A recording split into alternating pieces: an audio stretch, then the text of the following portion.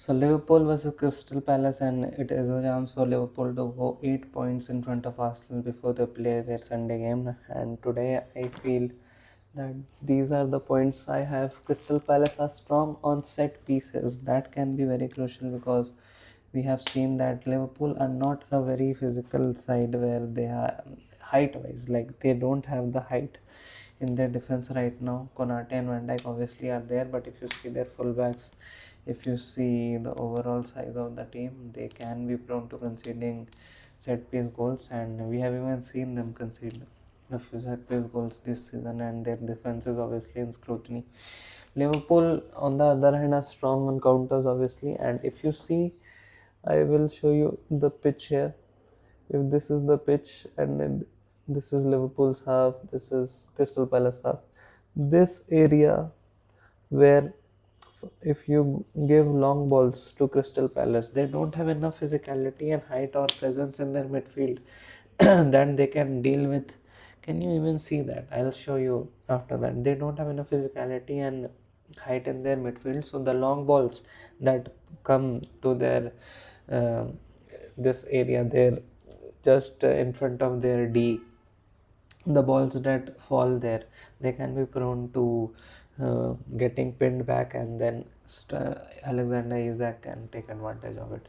I think Adam Wharton is also very key because if you give him space, his deliveries in on-set pieces obviously he'll be very crucial, but if you give him space, he can find Mateta, he can find Sar, and he can find Kamada, who is an Arsenal legend, and he needs to turn up today so that Arsenal can close in on Liverpool somehow. But if you don't know why Kamada is Arsenal legend, then you're not an Arsenal fan, obviously. Every Arsenal fan knows why Kamada is a huge legend for Arsenal Football Club. Adam Wharton is very key. His creativity will dictate, and without Adam Wharton, I don't think Crystal Palace stand a chance of scoring too many goals. They can still try a few set pieces here and there, but Adam Wharton is very key. His creativity, his ability to find a player, that would be very crucial. Last game was pretty boring for Crystal Palace, but still Adam Wharton's deliveries were the key, and eventually Crystal Palace ended up scoring 2 goals, one from set piece, and they won the match. Is it Ward's time to shine? Ward's the thing I'm telling you about the fact that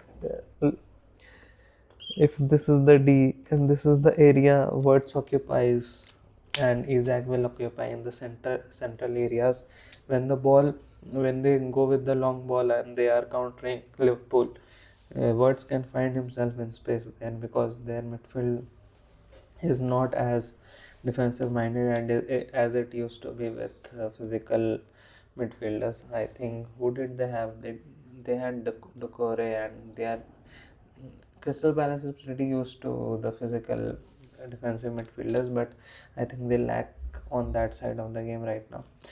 And I think Wirtz can occupy that area, and maybe he will get a shot or two and he can score a goal.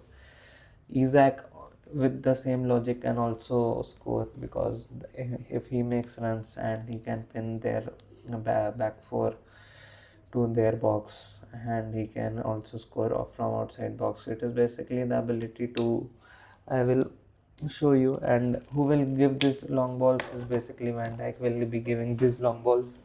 Van Dijk will provide the service, and I'm not talking a lot about other things in this game. Soboslai has been doing really well. He has been attempting a lot of long range shots after Arsenal game because obviously confidence. But I feel this game is mostly played for Liverpool in the words Isaac area. Obviously, Salah will cause a threat. He causes threat every game. But I think if this is the D, the long balls from here to here, this zone, pinning their back four, that can be crucial for Liverpool. For Crystal Palace, if they come, they attack with their fullbacks a lot. They have Adam Wharton here or here, trying to create service, and Sar and Mateta in these areas. Obviously, they can cause a lot of problems. Ismail Sarr is back, and that is a very positive news for them. Kamada also is technically good. So let's see what happens. I feel like this is Crystal Palace's best threat in these areas, and I somehow feel like Liverpool's best threat would be this. Obviously, Salah, the switch Van Dijk can make from here to here for Salah, and then Salah can find a little bit of space. But if you see in the Community Shield game, Salah was pretty much locked in, and it was from these areas where Liverpool were able to attack, going deep in these areas and then attacking from here, trying to shoot from here. So basically, I feel Isaac, Wirtz, Gakpo, these players will be much more crucial for Liverpool than Mohamed Salah. And I feel like fullbacks, the Crystal Palace have defended pretty well, but their centre backs can, if they are pinned back, then they are can concede a goal or two, and even the concentration levels were not pretty high in the last game. West Ham, they conceded a pretty easy uh, set piece goal to Boyan, and that is odd to see.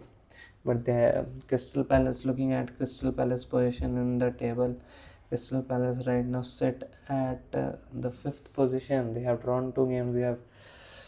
They have won two games. They have drawn three, and they have not lost a single game. And obviously, you all will know the stat about how they have not lost a game in 11 games in their home, and they are 3 games unbeaten away from home as well. So they have a lot of momentum. They have a lot of confidence right now, and basically the key in this game will be Crystal Palace's defensive solidity. If you don't let Liverpool run away with the game in the first half, then you can pin them back. Then you can give the ball to Wharton in areas, and Liverpool will go searching for a goal. They will be a little bit desperate, and their defense is prone to conceding goals. Then you can, in the second half, charge them and threaten them to run away with the game yourself instead of them scoring late equalizers. You can threaten scoring a goal and then pinning their defense back and causing a few chaotic moments in their defense. So those sort of things, I feel that there are possibilities. I feel this game can be a 1-1 draw. Liverpool will not go all out.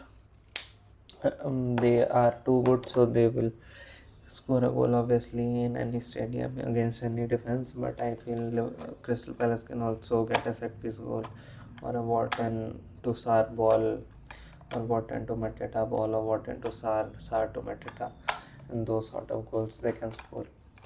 So that is my whole thought about this game. I feel as an Arsenal fan, I really want Crystal Palace to do well. Kamada, please do something for us.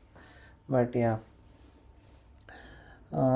Liverpool are entering a phase where they will face a lot of difficult teams: Crystal Palace, then Chelsea, then Man United, and Man City. So this is a very crucial period for them, and if they fall on the first hurdle, then it can build a lot of pressure for them coming to the um, big six clashes they have 3 in their next 4, I guess.